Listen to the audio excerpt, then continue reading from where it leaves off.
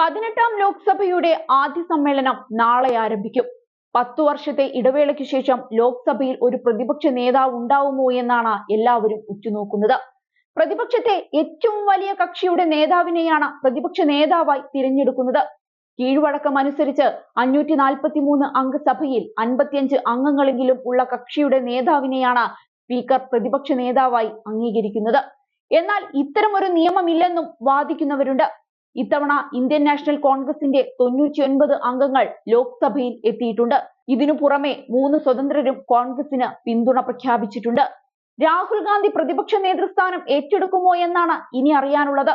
Congress working committee യോഗം ചേർന്ന് രാഹുൽ സ്ഥാനം ഏറ്റെടുക്കുമെന്ന് പ്രമേയം പാസാക്കിയിട്ടുണ്ട്. കേരളം ഉൾപ്പെടെ പല സംസ്ഥാന ഘടകങ്ങളും ഈ ആവശ്യം ഉന്നയിച്ചിട്ടുണ്ട്. രാഹുൽ ഈ സ്ഥാനം ഏറ്റെടുത്താൽ ലോക്സഭയുടെ ചരിത്രത്തിൽ അച്ഛനും അമ്മയ്ക്കും പിന്നാലെ പ്രതിപക്ഷ നേതൃസ്ഥാനത്തെത്തുന്ന മകൻ എന്ന പ്രത്യേകത കൂടി ഇത്തവണ ഈ സ്ഥാനത്തിനുണ്ട്. 1989 മുതൽ 90 വരെ VP സിംഗ് പ്രധാനമന്ത്രിയായ കാലത്ത് രാജീവ് ഗാന്ധി ആയിരുന്നു പ്രതിപക്ഷ നേതാവ്. AB വാജ്പേയി പ്രധാനമന്ത്രിയായപ്പോൾ 99 മുതൽ 2004 വരെ കാലത്ത് സോണിയാഗാന്ധിയും പ്രതിപക്ഷ നേതൃസ്ഥാനം വഹിച്ചിട്ടുണ്ട്. രാഹുൽ ഗാന്ധി ഈ പദവി ഏറ്റെടുക്കണമെന്ന് ഇന്ത്യ മുന്നണിയിലെ ഘടകകക്ഷികളും ആവശ്യമുന്നയിക്കുകയാണ്. രാഹുൽ ഗാന്ധി പദവി ഏറ്റെടുക്കാൻ വിസമ്മതിച്ചാൽ KC വേണുഗോപാൽ, മനീഷ് തിവാരി, ഗൗരവ് ഗൊഗോയ്, കുമാരി ഷെൽജ തുടങ്ങിയവരുടെ പേരുകളും പരിഗണനയിലുണ്ട്. 1952 ഒന്നാം ലോക്സഭ നിലവിൽ വന്നതെങ്കിലും 69 സ്പീക്കറും ലോക്സഭയും ഔദ്യോഗികമായി അംഗീകരിച്ച ആദ്യ പ്രതിപക്ഷ നേതാവുണ്ടാകുന്നത്. 1969 കോൺഗ്രസിലെ പിളർപ്പിനെ തുടർന്ന് ബീഹാറിലെ ബക്സർ മണ്ഡലത്തിൽ നിന്നും ജയിച്ചുവന്ന സംഘടനാ കോൺഗ്രസ് നേതാവ് റാം സുഭാഗ് സിംഗ് ആയിരുന്നു ആദ്യ പ്രതിപക്ഷ നേതാവ്. ഇതുവരെ 11 പേർ പ്രതിപക്ഷ നേതാവിന്റെ പദവി അലങ്കരിച്ചിട്ടുണ്ട്. മലയാളിയും ഇടുക്കിയിൽ നിന്നുള്ള കോൺഗ്രസ് അംഗവുമായിരുന്ന CM സ്റ്റീഫൻ 1978 ഏപ്രിൽ 12 മുതൽ 79 ജൂലൈ 9 വരെ പ്രതിപക്ഷ നേതാവായിരുന്നു. അതേസമയം 18ാം ലോക്സഭയുടെ ആദ്യ സമ്മേളനത്തിന് നാളെ തുടക്കമാവുമ്പോൾ ആദ്യ 2 ദിവസങ്ങളിൽ അംഗങ്ങളുടെ സത്യപ്രതിജ്ഞയും തുടർന്ന് രാഷ്ട്രപതിയുടെ അഭിസംബോധനയും നടക്കും. പ്രോട്ടേം സ്പീക്കർ മുതൽ ചോദ്യപേപ്പർ ചോർച്ച വരെ ചൂടേറിയ വിഷയങ്ങൾ ആദ്യ ദിനം മുതൽ സഭയെ പ്രക്ഷുബ്ധമാക്കും.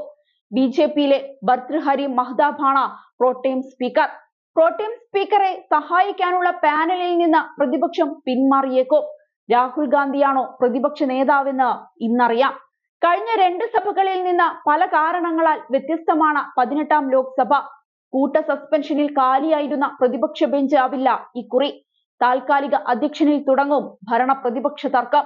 8 തവണ MP ആയ കോൺഗ്രസിലെ കൊടിക്കുന്നിൽ സുരേഷിനെ തടഞ്ഞ ഭർതൃഹരി മെഹ്താബിനെ പ്രോട്ടേം സ്പീക്കർ ആക്കിയതിനു പിന്നിൽ രാഷ്ട്രീയം മാത്രമല്ല, ജാതി വിവേചനവും ഉന്നയിക്കുന്നുണ്ട് പ്രതിപക്ഷം. സ്പീക്കർ തിരഞ്ഞെടുപ്പിൽ സമവായത്തിനുള്ള സർക്കാരിന്റെ ശ്രമം പ്രോട്ടേം സ്പീക്കറിൽ തട്ടിത്തകരാനാണ് സാധ്യത. ഭരണഘടനാ പദവിയായിട്ട് കൂടി 17ാം ലോക്സഭയിൽ ഡെപ്യൂട്ടി സ്പീക്കറെ നൽകാൻ ഭരണപക്ഷം തയ്യാറായില്ല. എന്നാൽ ഇക്കുറി ഡെപ്യൂട്ടി സ്പീക്കർ ഉണ്ടാകുമെന്നാണ് കരുതുന്നത്. YSRCP, ശിരോമണി അകാലിദൾ തുടങ്ങിയ NDA ഇതര പാർട്ടികളെ ഒപ്പം ചേർക്കാൻ പ്രതിപക്ഷം ശ്രമിക്കുന്നുണ്ട്.